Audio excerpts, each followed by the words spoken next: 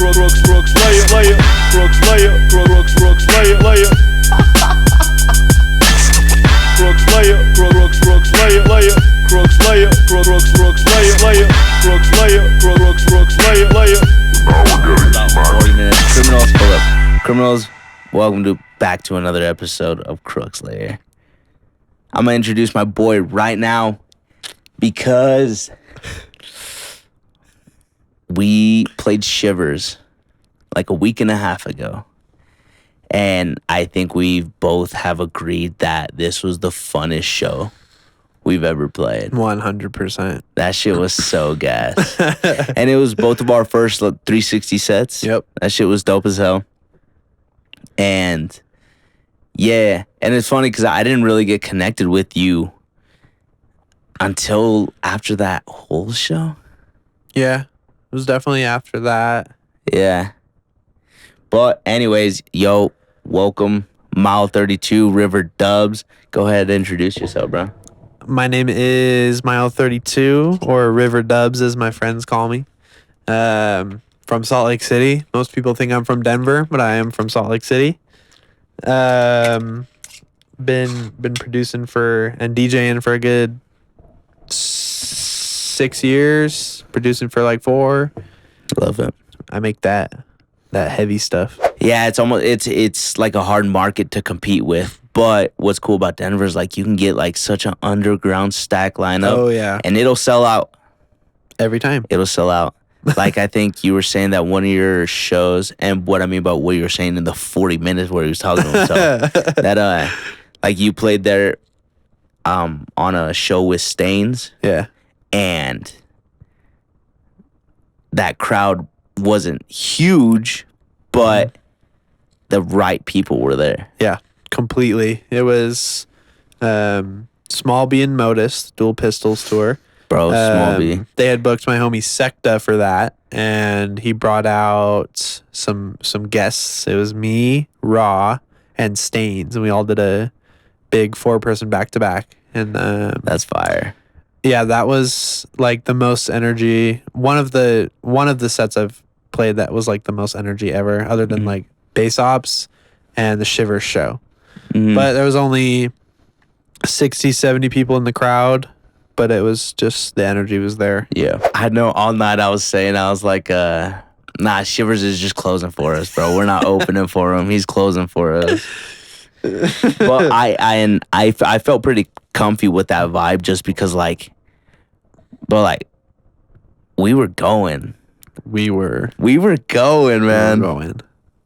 Now I remember coming off the stage when we switched up when we played our collab. Yo, It went off. It went the fuck off. I had multiple people after that hit me up asking for a link if we have it on SoundCloud. Fuck yeah. And I'm just like, not yet. I uploaded a playable and I sent it to my friend Brandon. Nice. But he's valid as fuck, so. Hell yeah. How long have you been producing? I've been producing probably little more than 4 years, so like early 2019. Nice. I got enrolled. I got my parents to enroll me in a Ableton Basics beginner production class at this music school downtown. Cool. And that was a 6-month course, and it just kind of like drilled all the basic knowledge of Ableton into my head. Just okay, cool. What MIDI is, what audio is, how to do MIDI drums, just and like what Serum is, just anything that's like super beginner level. And then ran with that after for like another few months, 5 or 6 months. Just kind of did what I could. Yeah. And then I got my parents to enroll me in another class. It was called the Master Class. And they brought in what they called a celebrity teacher, which was Squanto, before the interesting times. If you know. Yeah, exactly. But that was a lot smaller of a class. So it was maybe 5 or 6 of us. Nice. So that was like an intimate course type thing? Yep. Very. Nice. It was like mentorship, but in a group setting. No, that's cool, because especially with the class being that small, like you can get feedback like right away. Oh yeah. Yep.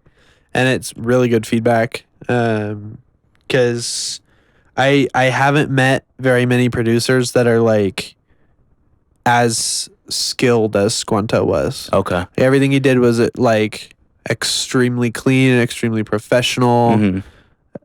There's just like not many people that are as professional at producing as he is, I guess. Nah, I feel that. And so it was really fun to watch him produce, see all the little tricks and all the shit he does, Mm-hmm. but also to get feedback from someone like that because it doesn't happen often. Yeah, nah. I mean, you'll send a link out to like a bigger artist, and then you don't hear from them, and then you wonder like, did this motherfucker like ever open the link? You know what I'm saying? Yeah, it happens more than it doesn't. Yeah. Unfortunately. 100%. Like I think I was talking to a homie. Do you know Jordan Anarchy? Yeah. I think he was saying that the most interaction a song release will get is in the first month. Yep. And after that, like the pace of numbers are only gonna go up, but the pace of them slows down so much. I completely agree. I see it in every track or anything I drop. Like I dropped my showcase in February. Which was fat.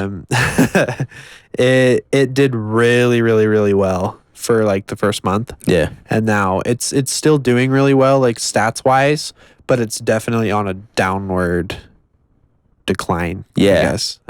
It did like 5,000 in the first month, and it's been another month, and it's at 8,000. Okay. So Yeah. it definitely the exactly. first month is when it'll do the most numbers it'll ever do. Yeah. When you actually start to like your music, you're just like, yo. Yeah. Like I think I got that breakthrough probably the beginning of last year. Mm-hmm. I dropped a song called Delay. Yeah. With Putrid Records out of Seattle. Shout out Putrid. That track I'm just like, nah, I'm getting it. You know what I'm saying? I'm getting there. And it's like you don't realize you're at that point until you're at that point. Like Yeah. you can be grinding for years and years. It's a and- flip of a switch. It's not Yep. it's not really something you like notice over time. Yeah, no. It's at a certain point you're just like, yo, like Mhm. this sounds good. You could be doing it for years, and then you make one song, and you're like, wait, that How did like I do that? that sounds like what I was thinking about making. You're Yeah. like, oh shit, it definitely is just like a click. Yeah.